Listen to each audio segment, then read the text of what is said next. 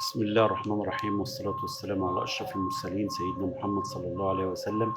أهلا ومرحبا بكم في فيديو جديد بعد مباراة الأهلي والبنك الأهلي اللي انتهت بفوز النادي الأهلي بهدف لا شيء أحرزه وسام أبو علي. المباراة بعنوان الأهلي يقترب من الدوري، ولكن كان من الممكن أن يدفع ثمن غاليا نتيجة الرعونة في استغلال الفرص. الأهلي في الشوط الثاني عمل فرص كتيرة جدا وراح وضيع فرصة وسام وفرصة آه، رضا وفرص كتيرة جدا راح. ولكن احنا في النهاية انت بتاخد دروس من المباراة. وسام ابو علي زي ما قلت المرة اللي فاتت مفيش كلام، راجل بيثبت من نفسه مباراة بعد اخرى. ولكن انا ليا بس ملحوظتين على كولر. الملحوظة الأولانية إن أنت ما غيرتش ولا تغيير غير تغييرتين اتنين، وأنت بتلعب كل 3 أيام، واللعيبة ديت لعبة الماتش اللي فات من الجلد للجلد. طب ليه؟ طب ما انت ما عندك 3 تغييرات تانيين كان ممكن.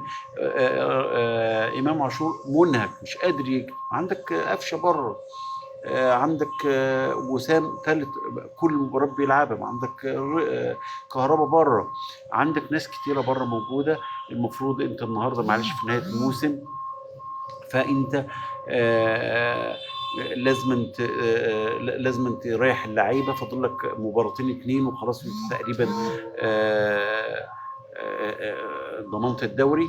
المباراه ديت مباراه ارقام قياسيه، يعني تخيل المباراه رقم 18 للاهلي اللي يكسب متتالي ويكسر رقم مانويل جوزيه التاريخي اللي كان كسب 17 مباراه متتاليه. وكان برضو حسام البدري كان كسبان 16 مباراة متتالية، اللي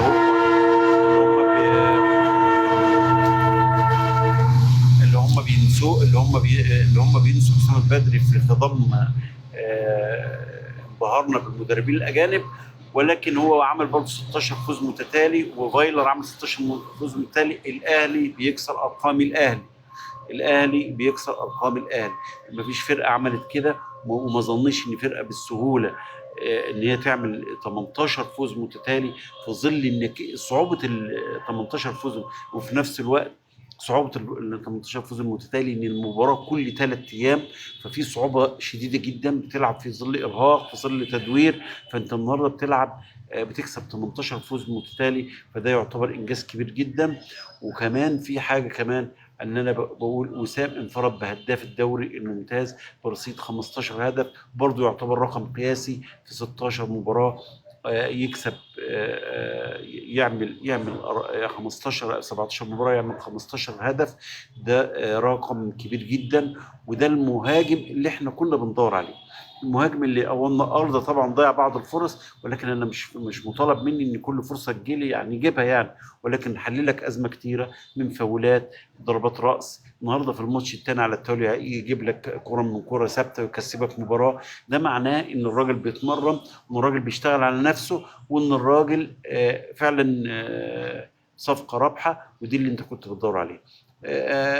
يعني ملحوظتي بس الثانيه للكولر، لابد من التغيير ولابد من استغلال الفرص، لانك انت كنت ممكن في لحظه لولا الفار وخدها على شعرك كان ممكن تفقد نقطتين بطريقه غريبه جدا، وخاصه انت متفوق طول الشوط الثاني. يعني الفرقه ما راحتش غير كور البنك الاهلي، كوره ثابته اللي حطها محمد هلال وطلعها الشناوي، وكورنر وحيد وكره ثابته ثاني. فطبعا مش معقوله فرقه ما راحتش طول 90 دقيقه.